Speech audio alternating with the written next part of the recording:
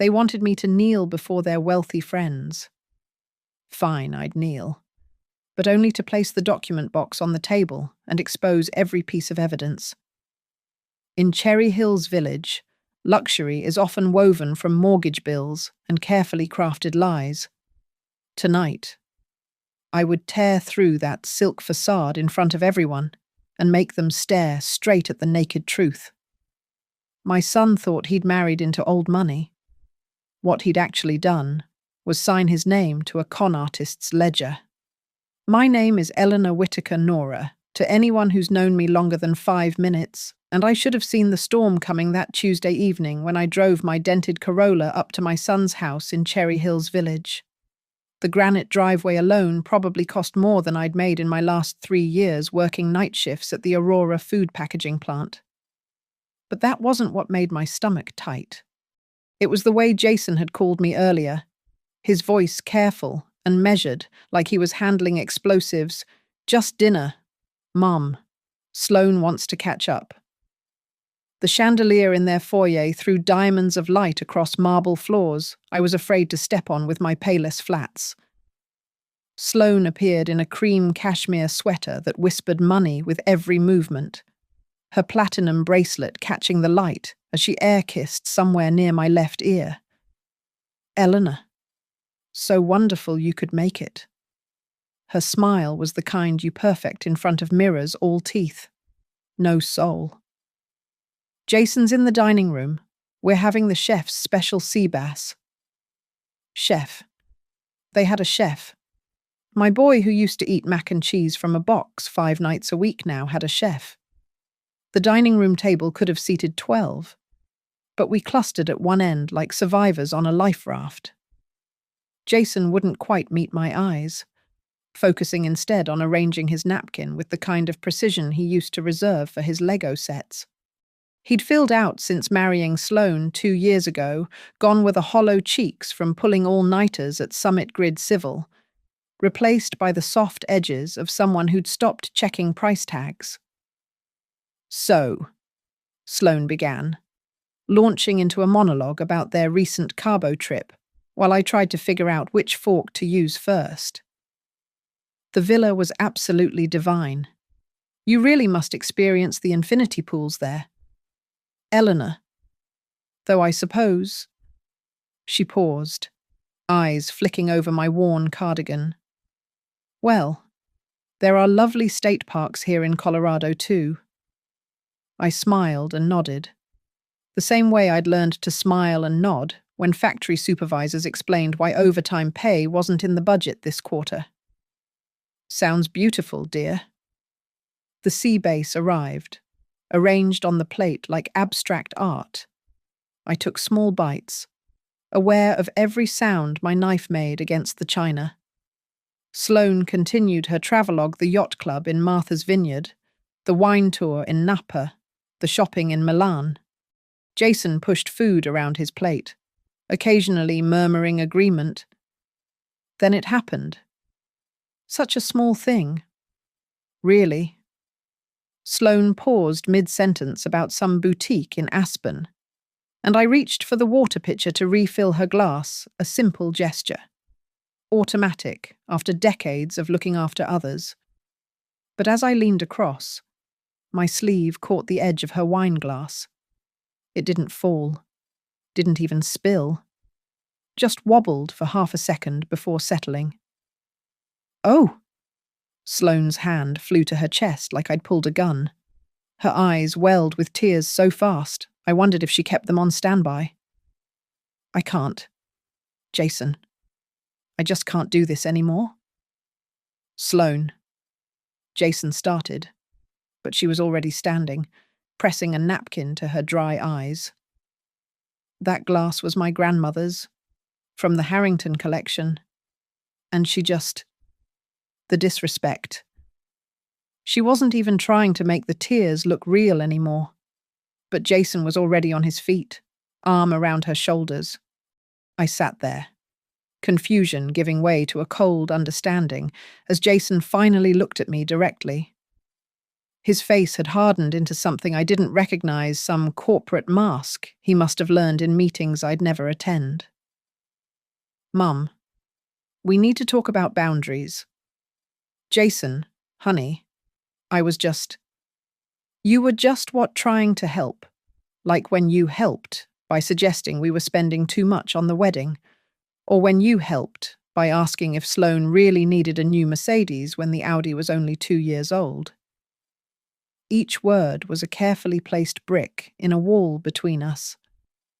I looked at my son, my Jason, who I'd raised alone after his father's heart attack, who I'd worked doubles and triples to put through engineering school, and saw a stranger in an expensive suit.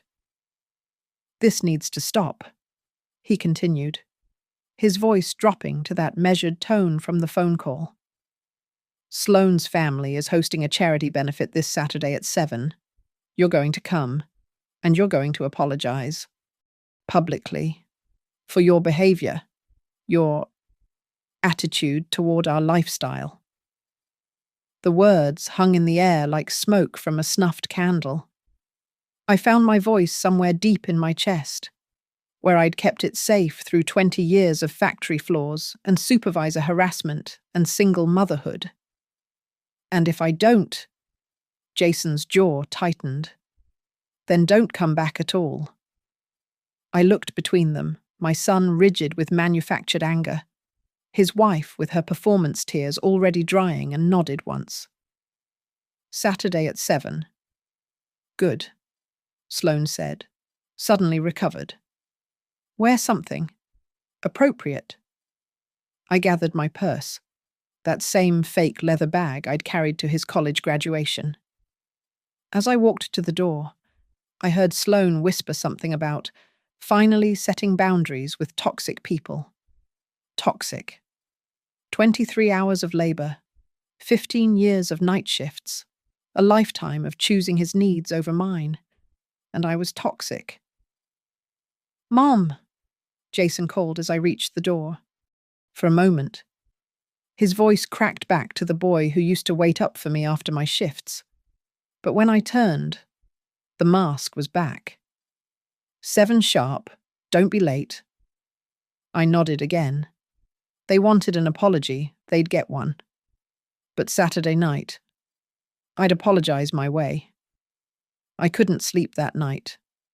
My apartment in Aurora felt smaller than usual, the walls pressing in with memories. There was the folding table in the corner, solid pine, bought at Goodwill when Jason was 8.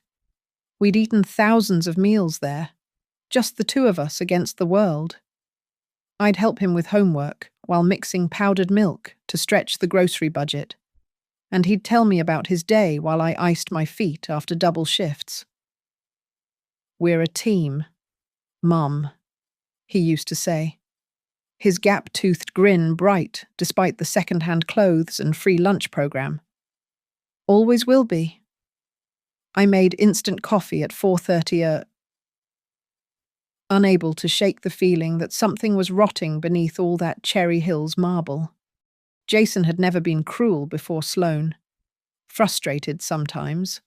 Sure, what teenager wasn't? But this calculated coldness, this performative anger, that wasn't my son. Wednesday crawled by at the plant. I worked the conveyor line, watching frozen dinners roll past in endless repetition. But my mind kept circling back to Sloane's tears. Too fast. Too convenient. Like she'd been waiting for any excuse to play victim. Thursday morning. I decided to run errands downtown before my shift. I needed to deposit my paycheck. Maybe look for something appropriate to wear to their humiliation ceremony. The thrift store on Colfax usually had decent finds if you looked hard enough. That's when I saw her. Sloane was sitting in Forge and Bean, that overpriced coffee shop near Jason's office. But she wasn't alone. A young man sat across from her, maybe 28, 30 at most, with the kind of carefully disheveled hair that took money to maintain. He leaned forward, intimate, And Sloane laughed, not the tinkling society laugh she performed for Jason, but something real and hungry. I ducked behind a street vendor's umbrella, watching as the man slid an envelope across the table. Sloane palmed it, smooth as a casino dealer, tucking it into her designer bag without breaking eye contact. Then she pulled out another envelope, thicker, and pushed it back to him. His hand covered hers for a moment, too long, before taking it. My phone was ancient, the camera barely functional, but I managed to snap a few grainy photos before they stood to leave. They didn't kiss. Sloane was too smart for that in public, but the way he touched her lower back, proprietary and familiar, told its own story. I followed at a distance as they walked to the parking garage. The man got into a Tesla with dealer plates. Sloane waited exactly 3 minutes before following in her Mercedes. Professional. Practiced. This wasn't their first dance. That evening, I called Jason. Just wanted to hear your voice. Honey. Mom. I'm busy. If this is about Saturday... No. How's everything? Work good. Sloane mentioned you guys were looking at investments. He sighed, but I heard his chair creak as he leaned back. Yeah. Actually, Sloane's got this opportunity through her family connections. Private equity stuff. I don't understand all of it, but the returns look amazing. That's wonderful. You always were smart with numbers. It's mostly Sloane's expertise. Her family's been doing this for generations. Old money knows how to make more money. You know, old money.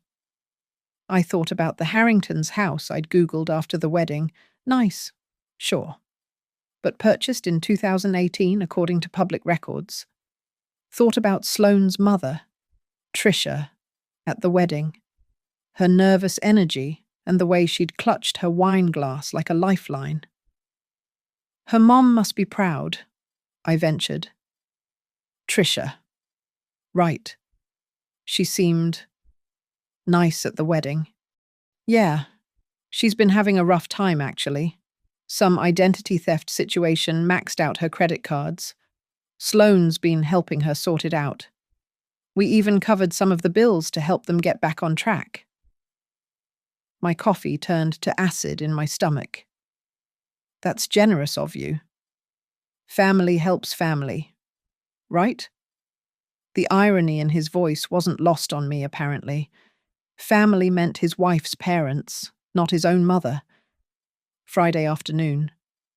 I did something I'd never done before.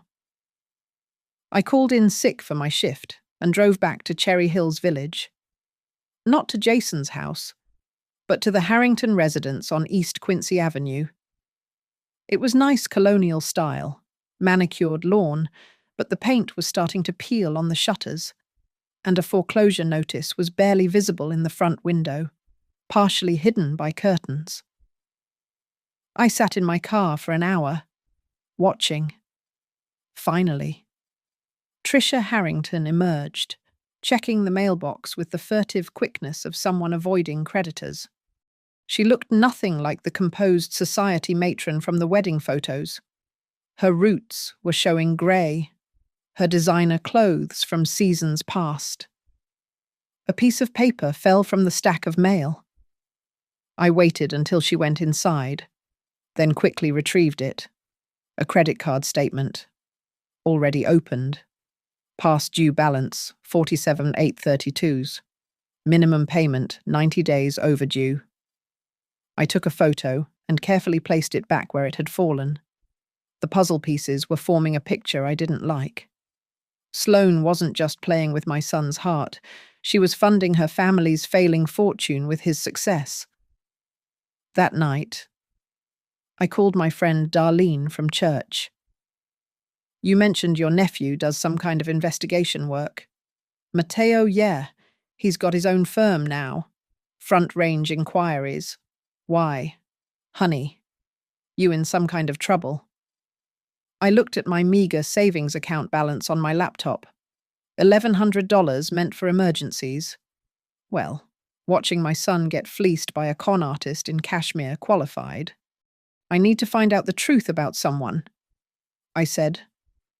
Before Saturday night. Saturday, isn't that the night I'm supposed to apologize to my son's wife in front of all their rich friends? Yes. Darlene was quiet for a moment. Mateo's good. Nora. Real good. If there's dirt, he'll find it. I thought about Jason at 8 years old, dividing his Halloween candy to make it last until Christmas. Jason at 15, taking apart broken computers from the junkyard to build me a working one for Mother's Day. Jason at 22, crying at his graduation because we'd actually made it. Give me his number, I said. I've got an apology to prepare. Mateo Ruiz didn't look like the private investigators from TV shows. No trench coat, no fedora, just a young Latino man in jeans and a Broncos jersey, meeting me at a Denny's in Westminster at 8 a.m. on Friday morning. He had Darlene's same warm eyes, but with an edge of shrewdness that said he'd seen enough human ugliness to expect it. Aunt Darlene says you need help fast, he said, sliding into the booth across from me. Something about your daughter-in-law. How much? I asked first. I'd learned long ago that when you're poor, you always lead with the money question. Depends what you need. Basic background check runs $300. Asset search, another $3. Surveillance. I have $1,100 total. I pushed the envelope across the table. I need enough proof to stop my son from getting destroyed, and I need it by tomorrow night. He didn't touch the money yet, just studied me over his coffee cup. Tell me everything. So I did. The sudden marriage to Sloane Harrington 2 years ago, the isolation from family and old friends, the mysterious investment opportunities, the scene at Forge and Bean, the foreclosure notice at the Harrington house, the credit card statement. Mateo took notes on a tablet, occasionally asking for clarification. This LLC you mentioned, Sloane said it was for investments. Harrington Westgate Holdings. Jason mentioned it once when he was signing papers. Said Sloane needed him as a co-signer for tax purposes. Tax purposes. Mateo's laugh was humorless. Yeah, that's one way to put it. What's your son's full legal name, date of birth? I provided the information, along with Sloane's maiden name and what I knew about her family. Mateo's fingers flew across his tablet, already searching public records databases. Okay, here's what I can do for $1,100. Public records, deep dive property records, court filings, business registrations, liens, judgments, social media forensics on Sloane and her family, basic surveillance today if needed. I'll pull bank records if they're connected to any public filings. Can't promise anything illegal, but... He shrugged. Sometimes people are sloppy with their privacy settings. Whatever you can find legally, I said quickly. I'm not trying to break laws. Just expose the ones she's already broken. Give me your phone number. I'll send updates as I find them. He finally took the envelope, counting the bills with practiced efficiency. One more thing, you got any documents? Anything Jason might have signed? I shook my head, then remembered. Wait. He left some papers at my apartment last month when he stopped by, said they were just copies. But, bring them. Any paper trail helps. I drove home and found the folder Jason had forgotten on my kitchen counter. Just glancing through it made my stomach turn. The investment opportunity agreement was 8 pages of legal language, but certain phrases jumped out: sole managing member, unlimited liability for non-managing parties, Irrevocable transfer of interest upon dissolution. I photographed every page and sent them to Matteo, then drove back to meet him at his office, a small suite in a strip mall between a tax preparer and a quinceañera dress shop. The waiting room had fake plants and motivational posters, but his actual office was all business dual monitors, filing cabinets with serious locks, and a wall of certificates and licenses. "Jesus Christ," was his first words as I walked in. "Sorry, Mrs. Whitaker, but your son signed a financial suicide pact." He turned his monitor toward me. "Harrington Westgate Holdings, LLC, registered 18 months ago, right after their wedding. Sloane Harrington is listed as sole managing member with full discretionary power over all assets. Your son is listed as a capital contributor with, get this, no voting rights and no ability to withdraw funds without the managing member's written consent. But that means she can legally drain every penny and he can't stop her. But wait, it gets better." He pulled up another screen. "The LLC has a registered address, a P.O. box in Denver, that's also registered to 3 other LLCs, all with variations of the Harrington name, all registered in the last 2 years. She's got multiple shells. Classic asset hiding structure. Move money between LLCs, muddy the water, make it hard to track. But here's where she got sloppy." He pulled up a court filing. Tricia and Robert Harrington filed for bankruptcy in 2019. Dismissed for fraud, they tried to hide assets. The apple doesn't fall far from the tree. My phone buzzed. Another text from Matteo with a screenshot. "That's from Sloane's Instagram. Private account under a different name. Posted 3 weeks ago." It was a photo of legal documents with champagne glasses in frame. The caption read, "Phase 2 complete. Greenwood Village, here we come. Phase 2. I'm guessing Phase 1 was getting married. Phase 2 was getting control of your son's assets. Phase 3. He pulled up a real estate listing. $825,000 house in Greenwood Village, listed as pending sale. Want to guess whose name is on the offer? The LLC. Bingo. But here's the kicker. The down payment source is listed as gift from family, except he pulled up bank records that were part of a public court filing.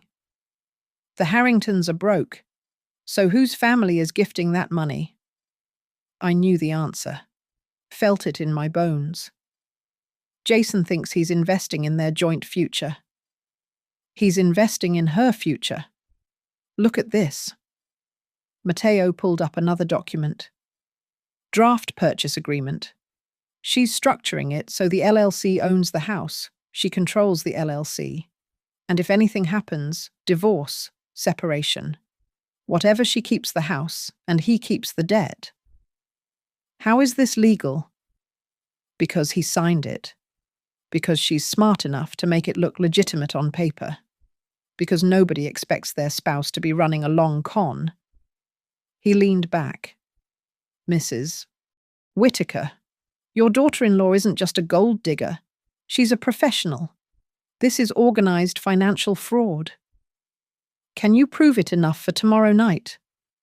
Matteo cracked his knuckles. "Give me until 5 p.m. tomorrow.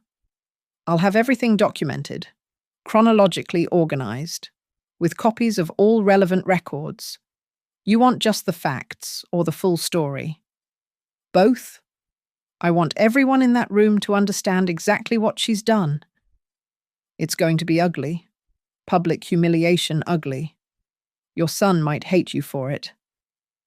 I thought about Jason, my sweet boy who still believed in love and trust and family loyalty. He'll hate me more if I let her finish destroying him. "All right. I'll need you to sign some papers. Authorize me as your representative for document collection, and Mrs. Whitaker." He met my eyes. Wear something with pockets tomorrow night. You're going to need somewhere to keep your phone for recording. Colorado's a one-party consent state, and something tells me Sloane's going to say things she'll regret. I signed the papers, my hand steady despite everything. She wanted me to apologize publicly. I'll give her public. One more thing, Matteo said as I stood to leave. That guy at the coffee shop, I ran his plates. He's not her lover, he's her business partner. They've got another LLC together, registered in Wyoming. She's not just stealing from your son, she's built an entire network. I drove home, feeling something I hadn't felt in years: purpose. Not the grinding purpose of survival, of making rent and keeping food on the table. This was different. This was maternal fury distilled to its purest form. They wanted me to kneel fine, but when I got back up, I'd be holding the truth like a weapon. Friday afternoon. Matteo called me every hour with updates, each revelation worse than the last. I sat at my kitchen table, the same one where Jason had done his homework, and watched my son's financial life get dissected piece by piece. Found the smoking gun, Matteo said at 2:15 p.m. Check your email? The subject line was just a date. January 15th, 2025. Wire transfer documentation. Inside were screenshots from Jason's bank statements that Matteo had found attached to a loan application Sloane had filed public record because she'd used it for an SBA loan that required disclosure. $118,450 transferred from Jason's personal savings to a joint investment account at a different bank. The next image showed that same amount, less than 24 hours later, moving to Harrington Westgate Holdings, LLC. The third image was the killer a mortgage statement for the Harrington family home on East Quincy Avenue, showing a payment of exactly that amount, bringing the account current after 5 months of delinquency. She used your son's money to save her parents' house from foreclosure, Matteo said. But that's not even the worst part. Keep scrolling. The next set of documents made me physically sick. Email exchanges between Sloane and her mother, pulled from a laptop Sloane had tried to sell on Facebook Marketplace. Matteo's assistant had contacted her posing as a buyer and grabbed screenshots during the test to verify it worked. From Trisha to Sloane. November 2024. How much longer do we have to keep up this charade? The credit cards are maxed again. Sloane's response. 6 more months. Jason's bonus comes in March. I've already drafted the investment proposal. He won't even question it. Too trusting. Trisha. What if he wants to see returns? Sloane. I'll show him papers. He doesn't understand complex financials. Just keep playing the sweet mother-in-law when you see him. But the message that broke my heart was from December Sloane. He wanted to invite his mother for Christmas. I cried for 20 minutes about how she makes me feel inadequate. He's not speaking to her now. God, he's easy. Just have to cry at the right moments and mention his pride in building something together. Men are idiots when you stroke their ego. Trisha. The poor woman probably misses her son. Sloane. Not my problem. She should have raised him with more money if she wanted to stay in his life. I had to stop reading, walk to the bathroom, and splash cold water on my face. That Christmas. I'd eaten a microwaved turkey dinner alone, telling myself Jason was building his new life, that this was natural, that children were supposed to leave the nest. Matteo wasn't done. At 4:30 p.m., he sent another bombshell, real estate records just updated. Look what was filed today. It was a purchase agreement for the Greenwood Village house. $825,000. The buyer, Harrington Westgate Holdings, LLC. The down payment source, wire transfer from investment account. The amount, $175,000. That's Jason's entire 401k, I whispered to myself. He'd mentioned cashing it out last week. Said Sloane had found an investment opportunity that would triple their money in 18 months. But here was the detail that showed Sloane's true cunning. The mortgage for the remaining $650,000 wasn't in the LLC's name. It was a personal loan, co-signed by Jason Whittaker individually. If anything went wrong, if the LLC dissolved, if they divorced, Sloane would own the house free and clear through the LLC, and Jason would owe $650,000 personally. "There's one more thing," Matteo said when he called at 5 p.m. I had my assistant call the mortgage company pretending to be Jason's employer verifying employment. They let slip that Sloane had submitted documents showing the LLC had $2 million in assets. Want to guess where she got that number? No idea. She submitted a fraudulent financial statement claiming the LLC owned Jason's future earnings for the next 10 years. She literally collateralized your son's entire career without his knowledge. I sat there in my dim kitchen as the sun set over Aurora, looking at the stack of printed evidence Matteo had couriered over. Bank statements with highlighted transfers, LLC operating agreements with devastating small print, text messages between Sloane and her mother discussing Jason like he was a walking ATM. And the crown jewel, an email Sloane had sent to her business partner, the man from the coffee shop that morning. Final phase initiating tomorrow night. After the public humiliation, Jason will be so desperate to keep me happy, he'll sign anything. I've already drawn up the papers for a full financial power of attorney. Mother-in-law problem will be solved permanently, and we can move forward with the Wyoming expansion. By Monday, we'll have complete control. Wyoming expansion. There was a whole other LLC in Wyoming, ready to receive whatever remained of Jason's assets after Colorado was picked clean. "Mrs. Whittaker," Matteo said softly, "I've seen a lot of financial fraud in my time, but this is systematic destruction. She's not just stealing money, she's ensuring he'll never recover financially. That mortgage alone will destroy his credit for a decade if it goes bad.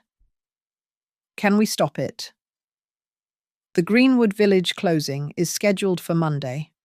If you expose this tomorrow night, publicly, with witnesses, Jason might be able to claim fraud and stop the closing. But it has to be public. It has to be undeniable. And you have to make sure important people are listening. People who can't be bought or intimidated. I thought about the charity benefit tomorrow. All those Cherry Hills society types gathered to congratulate themselves on their generosity. "Oh, there'll be witnesses." "I'll be there too," Matteo said. "As your documentation specialist, I'll bring everything in a sealed folder, notarized and dated. When you're ready for proof, I'll hand it over officially. Make it feel like a legal proceeding." That night, I didn't sleep. I sat at my table, organizing the evidence in chronological order, creating an index, tabbing the most damaging sections. I practiced what I would say, how I would say it. I couldn't cry, tears would make me look hysterical. I couldn't scream, anger would make me look unhinged. I had to be calm, methodical, and devastating. At 3 a.m., Jason texted, "Mum, please don't make this harder than it has to be. Just apologize tomorrow and we can move forward. Sloane is willing to forgive if you show genuine remorse." I texted back, "I'll show what's genuine." He didn't respond. I wondered if somewhere deep down, beneath the manipulation and the fog of Sloane's lies, my real son was screaming for help. Tomorrow night, I'd find out. I looked at the photo on my refrigerator, Jason at 10, missing his front teeth, holding up the science fair trophy we'd built his project for, using cardboard and duct tape because we couldn't afford real materials. He'd won anyway. "Mom," he'd said, "we don't need money. We're smart." "We were, baby," I whispered to the photo. But one of us forgot. Saturday morning came grey and cold, fitting weather for an execution. I borrowed Darlene's laptop and printer, setting up at her kitchen table while she made coffee strong enough to wake the dead. "You sure about this, honey?" she asked, watching me arrange documents into a grey filing box I'd bought at Office Depot. "Once you do this, there's no taking it back." "There's already no taking it back," I said, numbering each piece of evidence with sticky notes. "She's closing on a house Monday with money she stole from my son. Tonight's the only chance." I'd organized everything into 3 acts, like a play. Act 1. The setup, LC documents, operating agreements, Jason's signature on papers he clearly hadn't read. Act 2. The theft bank transfers, the money flowing from Jason's accounts through the LLC to pay off the Harrington family debts. Act 3. The future fraud, the Greenwood Village house purchase, the mortgage in Jason's name alone, the emails about Phase 3. Matteo arrived at noon with additional ammunition. "Found something else this morning. Sloan filed a DBA doing business as for the LLC yesterday. Want to guess what name?" I shook my head. "JW Investment Holdings. Your son's initials. She's setting it up so when creditors come calling, they'll think he was the one running everything." My hands shook as I added this to the pile. Darlene helped me create an index, typing up a clean table of contents that looked professional, legitimate. We printed it on good paper, the kind that demanded attention. "What's your opening?" Matteo asked, reviewing my notes. "I've practiced it 50 times. I stood, straightening my shoulders. "Good evening, everyone. I've come to apologize for waiting too long to show you the truth." "Perfect. Don't deviate. Don't let her interrupt. Just keep going until you've laid it all out." At 4 p.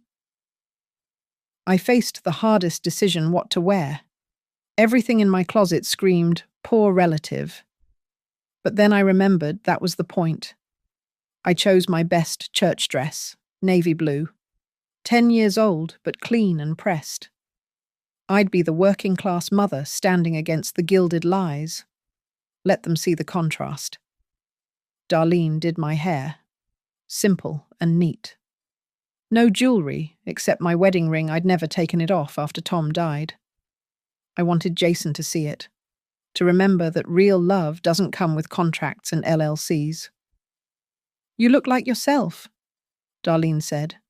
"That's your power." At 5:30 p.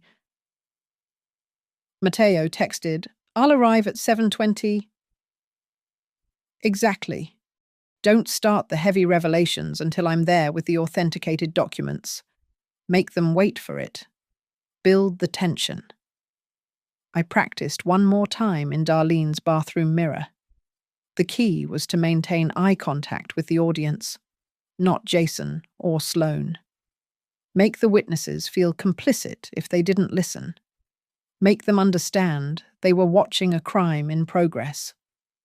At 6 p. I loaded the grey filing box into my Corolla. Inside was Jason's entire financial future, documented and indexed. But there was one final piece I'd saved for the very end. Something Matteo had found that afternoon, a credit report for Tricia Harrington, showing $600,000 in defaulted loans, all taken out in the last 5 years. The Harringtons weren't just broke, they were drowning, and Sloan was using my son as a life raft. The drive to Cherry Hills Village felt like approaching a courthouse for sentencing. Every red light gave me time to second guess, to imagine turning around, apologizing quietly, maintaining the peace. But then I'd think about that email. Men are idiots when you stroke their ego. No, not my son. Not anymore. I parked 3 blocks away at 6:45 p.m., not wanting my old Corolla in their perfect driveway tableau. The filing box was heavy, but I'd carried heavier things Jason as a baby while working 2 jobs. Groceries up 3 flights of stairs when the elevator broke. The weight of being both parents after Tom's heart attack. The walk gave me time to think about what I was about to destroy. Not just Sloane's con that needed destroying, but also Jason's marriage, his image of himself as a successful man who'd married well, his belief that love could be pure and uncomplicated. I was about to take a sledgehammer to my son's entire world. A text from Jason at 6:55 p.m. Mom, where are you? Please don't embarrass us. I didn't reply. Let him wonder. Let him worry. The way I'd worried every night since Sloane had isolated him from everyone who truly loved him. Standing at the corner of their street, I could see the house lit up like a stage set. Cars lined the driveway, Audis, BMWs, a few Teslas. The charity benefit was in full swing. Perfect. The more witnesses, the better. I did a final check. Phone recording app ready. Filing box secure. Index tabbed for quick reference. Mateo's number on speed dial. 7p. Exactly. I walked up that granite driveway one more time, but now it didn't intimidate me. Every expensive stone was probably paid for with someone else's money, someone else's trust, someone else's love.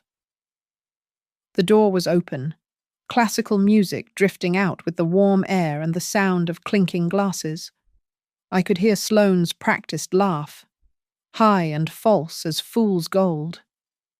One of the catering staff approached. May I take your... He looked at the filing box. Your... package.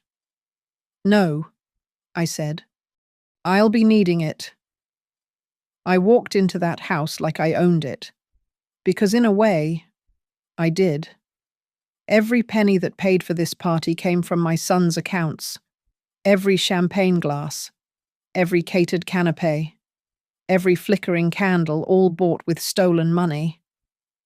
The crowd parted slightly as I entered the main room. 60 or 70 people in cocktail attire, the men in dark suits, the women dripping in jewelry that cost more than I'd make in 5 years. And there, at the center, Jason and Sloane holding court. Jason saw me first.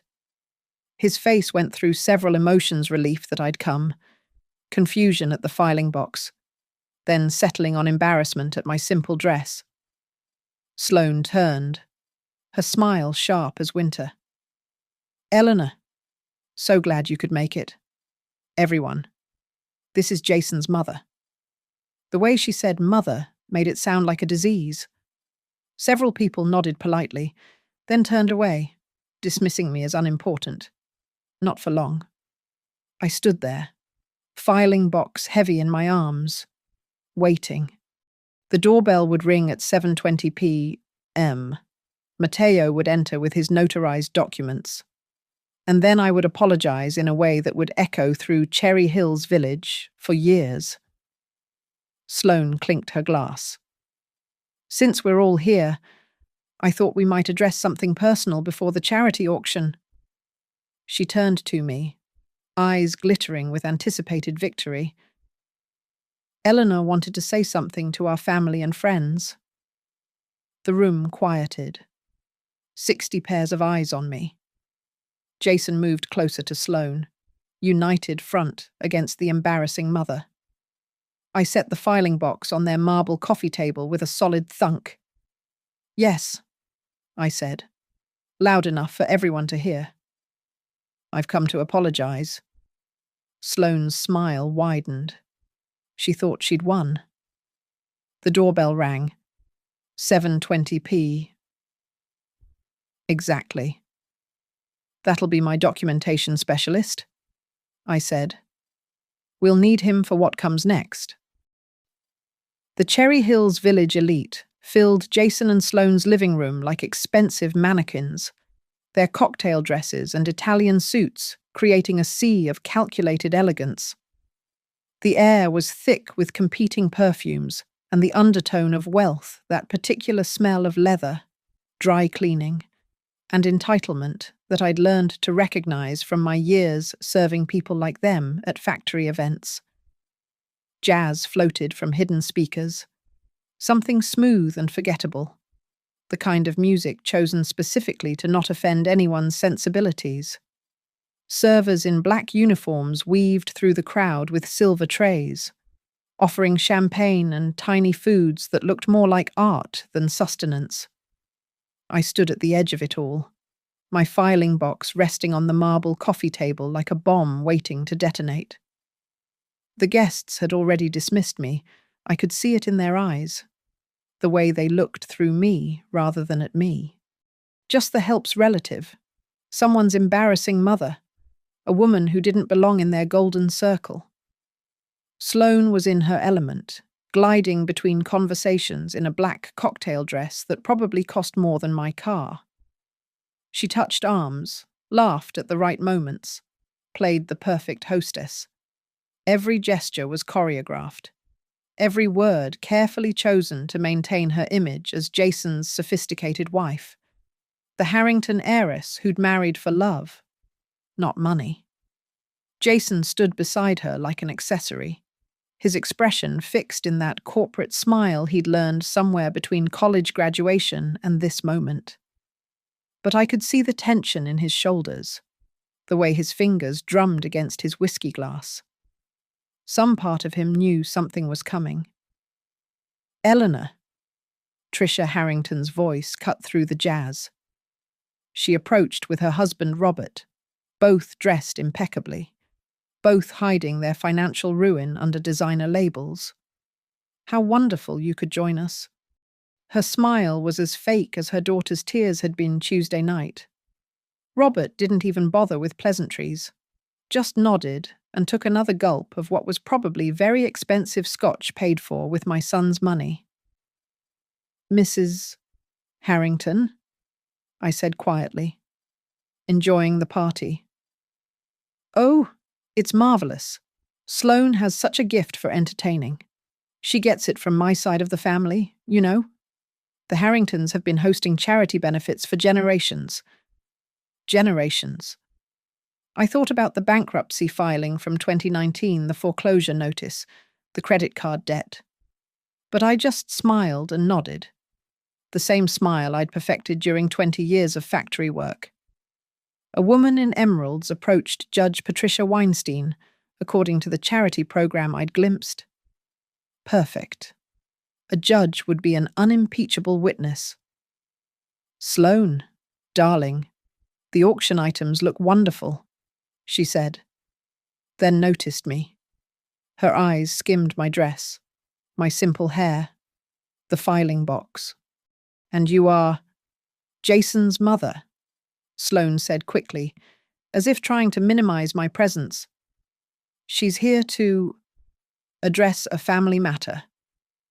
How interesting, the judge said, her attention already wandering. More guests gathered, drawn by the subtle shift in energy that preceded drama. I recognized a few faces from the society pages Jason had started appearing in. A bank president, a city councilman's wife, someone from the country club board. All perfect witnesses for what was coming. The doorbell hadn't rung yet. 7:18 p. By the grandfather clock in the corner. 2 more minutes. So, Eleanor, Sloane said, loud enough to draw more attention. You mentioned wanting to say something to our friends. She was eager, too eager. She wanted this public humiliation, wanted to grind me down in front of everyone who mattered in her world.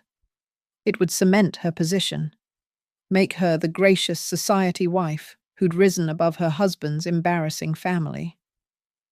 In a moment, I said. We're waiting for one more person.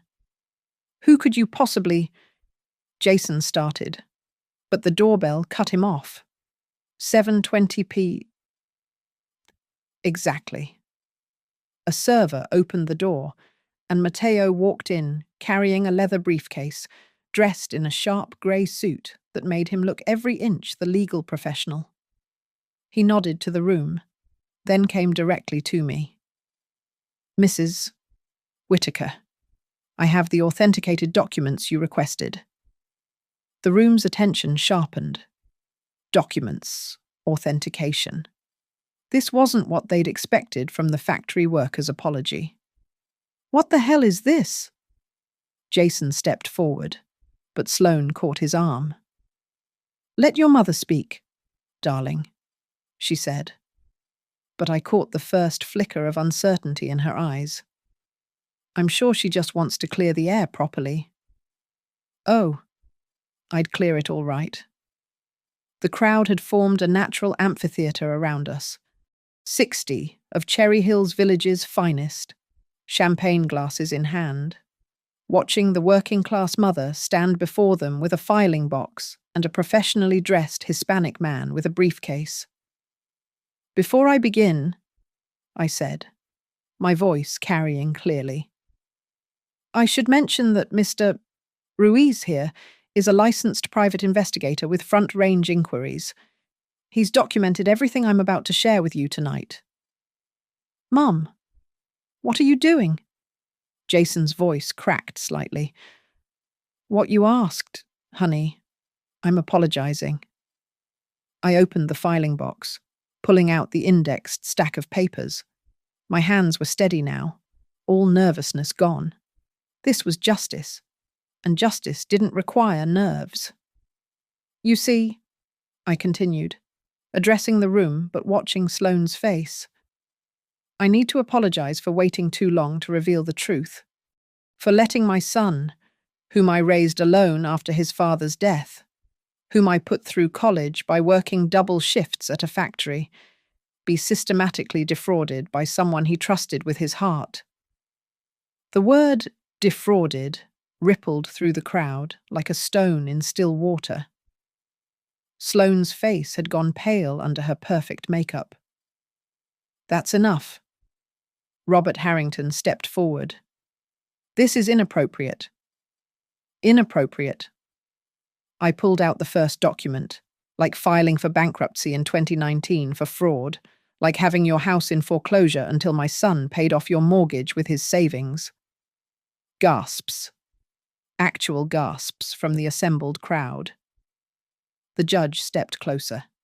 Her professional interest clearly piqued. You're lying! Tricia Harrington shrieked, but her voice was too high, too desperate. Am I? I turned to Matteo. Mr. Ruiz, could you please verify the first set of documents? Matteo opened his briefcase with practiced precision. Certainly. I have here notarized copies of public records showing bankruptcy proceedings for Robert and Tricia Harrington. Case number 2019 B4782, dismissed for attempted asset concealment. The room had gone dead silent, except for the jazz still playing inappropriately in the background. Someone fumbled with their phone, probably already Googling the case number. I also have, Matteo continued, mortgage statements showing 5 months of delinquency on the Harrington property at East Quincy Avenue, brought current on January 15th, 2025, with a payment of exactly $118,450, the same amount transferred from Jason Whitaker's personal account to Harrington Westgate Holdings, LLC, the previous day. Jason's whiskey glass slipped from his hand, shattering on the marble floor.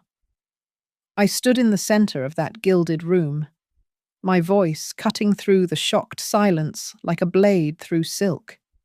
"I came here to apologize," I said, letting each word land with precision.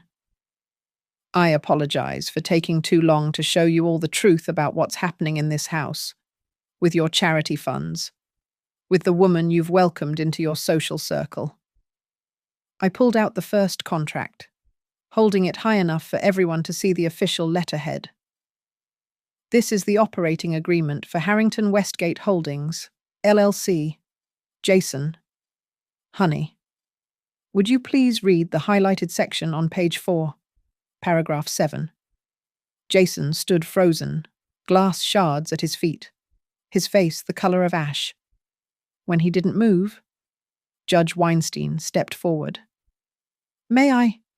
she asked, taking the document. Her eyes scanned the highlighted text, and her expression shifted from curiosity to professional alarm. "This states that all assets transferred to the LLC become the sole property of the managing member, one Sloane Harrington, with no requirement for distribution or accounting to other members." "That's a lie." Sloane's composure finally cracked. "Jason and I are partners. Partners." I pulled out the second set of documents. "Mr. Ruiz, please show everyone the bank transfer records." Mateo laid the papers on the coffee table, using a laser pointer to trace the money flow. The red dot moved from Jason's savings to the LLC to the Harrington mortgage like a bloody trail. January 14th, withdrawal from Jason Whitaker's personal savings. January 15th, deposit to Harrington Westgate Holdings. Same day, payment to Quicken Loans for the mortgage at East Quincy Avenue. The crowd pressed closer. Phones coming out. Pictures being taken. Someone whispered, "Oh my God, it's all there." "But wait," I said, my voice growing stronger. "There's more." I pulled out the emails, holding them up one by one. November 2024, Tricia Harrington to Sloane. "How much longer do we have to keep up this charade?" Tricia lunged forward, but her husband held her back. Her mask of sophistication had completely shattered, revealing the desperate woman beneath. December 2024. I continued. "Sloane to her mother. He doesn't understand complex financials. Just keep playing the sweet mother-in-law. God, he's easy. Just have to cry at the right moments." Jason made a sound like he'd been punched. He turned to Sloane, his eyes searching her face for denial, for explanation, for anything but the truth written across her panicked features. "Those are fabricated." Sloane's voice had gone shrill. "This woman has always hated me, always been jealous. Fabricated." Mateo stepped forward with another document. "These emails were retrieved from a laptop you listed for sale on Facebook Marketplace. Serial number matches the receipt from Jason's credit card statement he bought you that laptop last Christmas." I pulled out the next bombshell. "The Greenwood Village House, $825,000, closing Monday." I held up the purchase agreement. "Buyer Harrington Westgate Holdings, LLC. The down payment, $175,000 from Jason's cashed-out 401k. Gasps rippled through the room. The bank president had his phone out, probably checking if his institution was involved. "But here's the truly elegant part of the scam," I said, turning to address the crowd directly. "The mortgage isn't in the LLC's name. It's in Jason's name personally. $650,000 of debt that he'll carry alone, while the house, the asset, belongs to the LLC that Sloane controls entirely." "Mum, stop," Jason whispered, but his protest was weak, hollow. "I can't stop, honey, not when there's this." I pulled out the final email, the one from yesterday. "Sloane to her business partner, regarding tonight. after the public humiliation. Jason will be so desperate to keep me happy he'll sign anything. I've already drawn up papers for full financial power of attorney.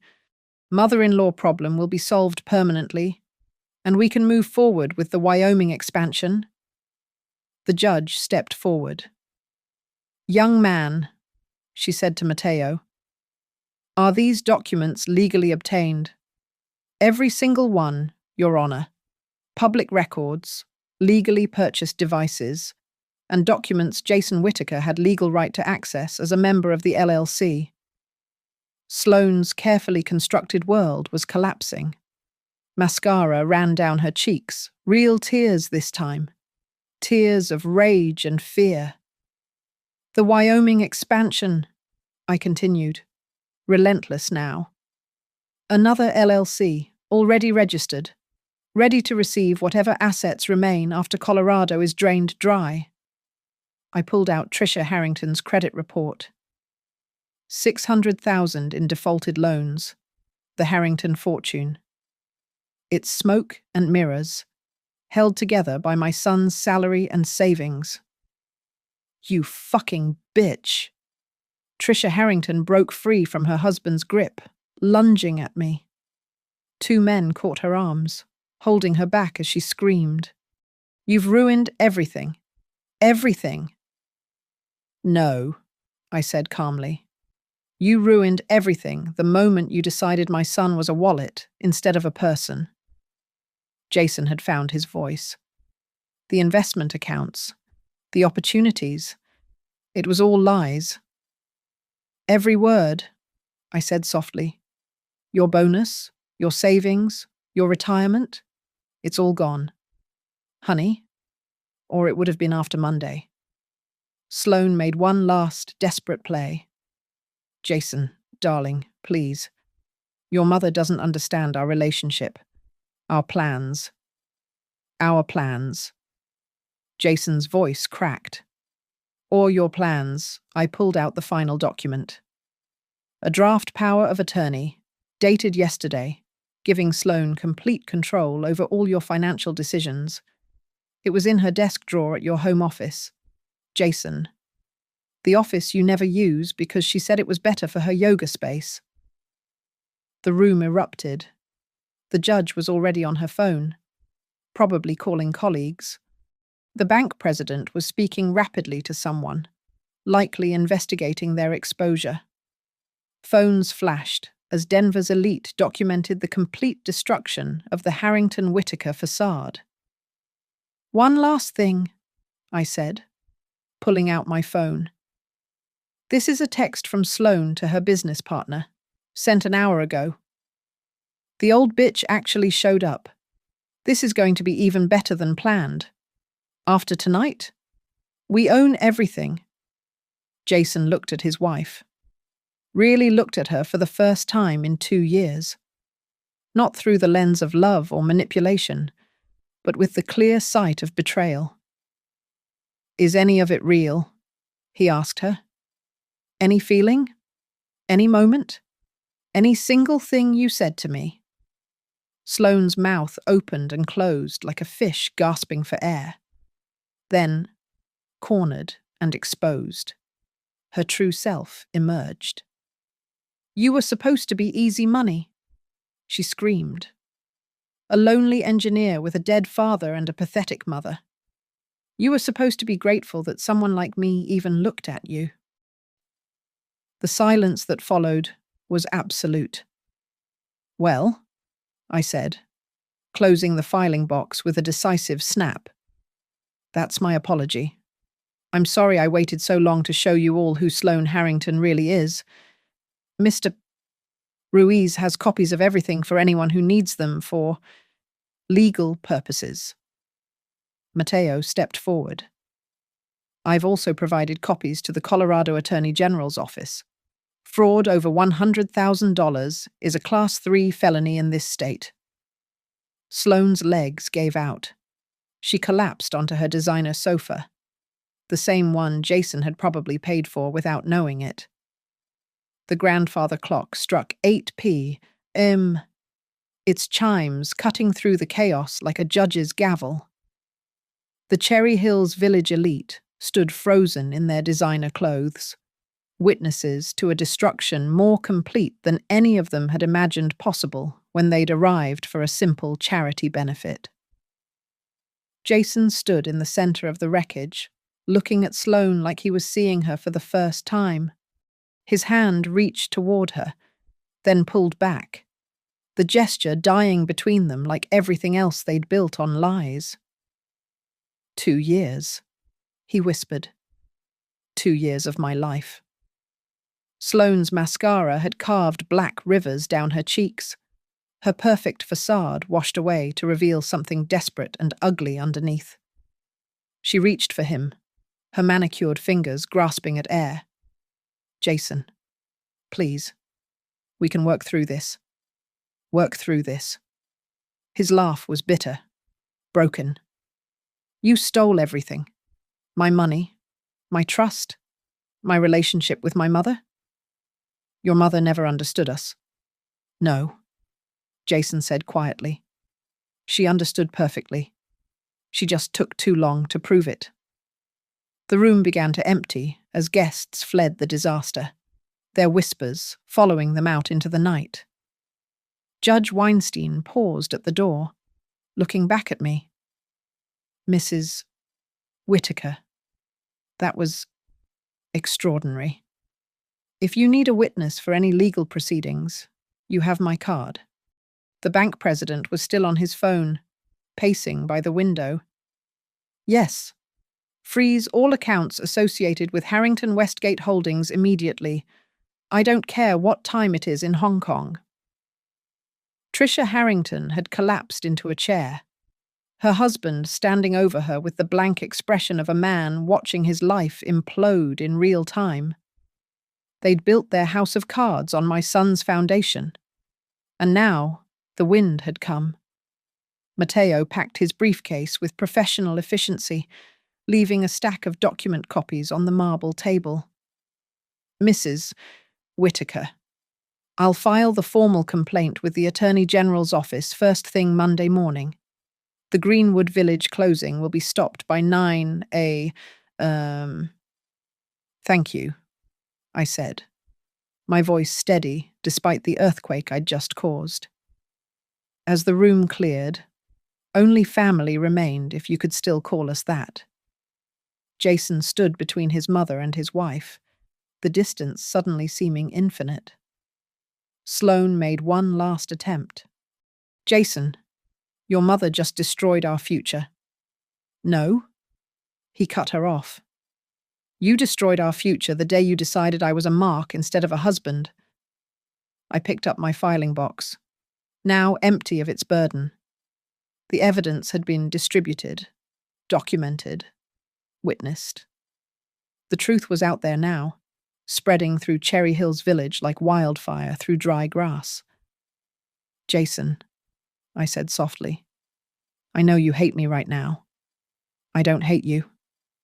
His voice was hollow, exhausted. I hate myself for not seeing it, for choosing her over you, for believing that love came with investment accounts and LLCs. Love doesn't come with contracts. Honey, real love is me working 23 hours of labor to bring you into this world. Real love is choosing between electricity and groceries and always choosing to keep you fed. Real love is letting you go, even when it broke my heart, because I thought you'd found happiness. Sloane stood up, her designer dress wrinkled, her carefully constructed world in ruins. You've destroyed everything, the house, the investments, my family. Your family destroyed themselves, I said evenly. I just showed everyone the receipts. She turned to Jason one more time. I'll take half of everything in the divorce. That's when Jason laughed, really laughed, for the first time all evening. What half?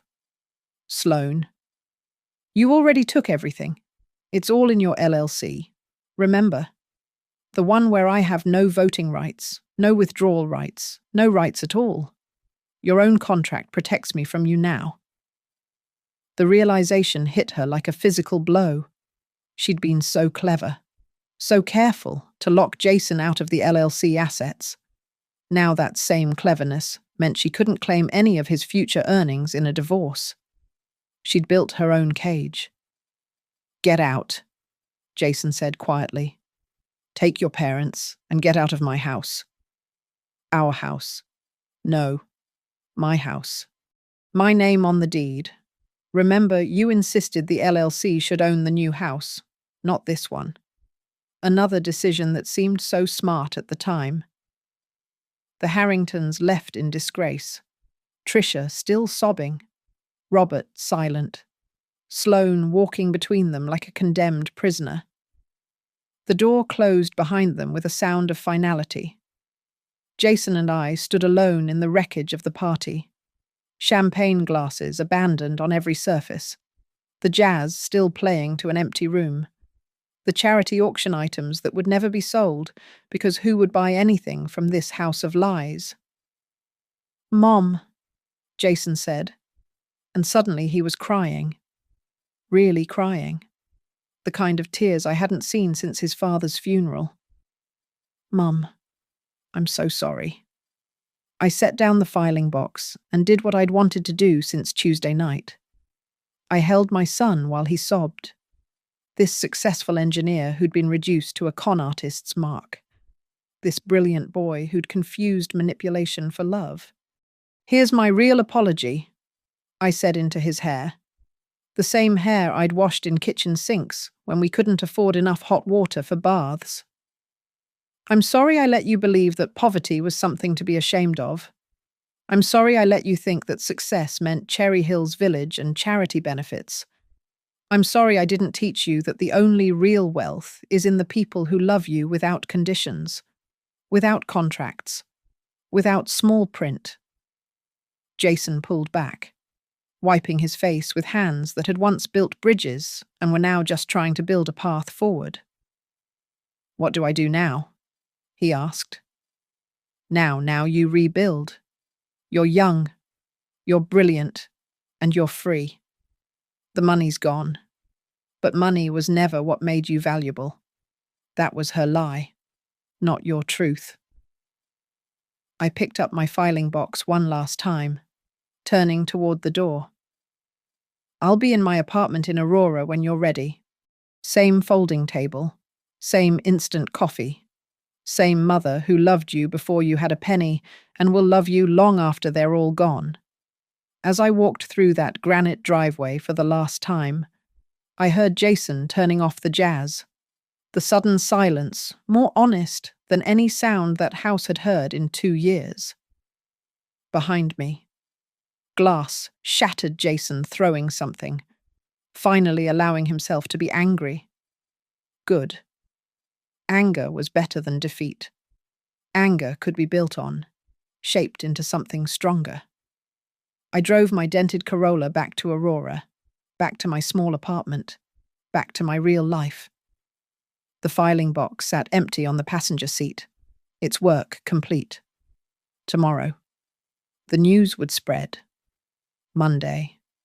The legal proceedings would begin. But tonight, I'd done what I came to do. I'd apologized my way.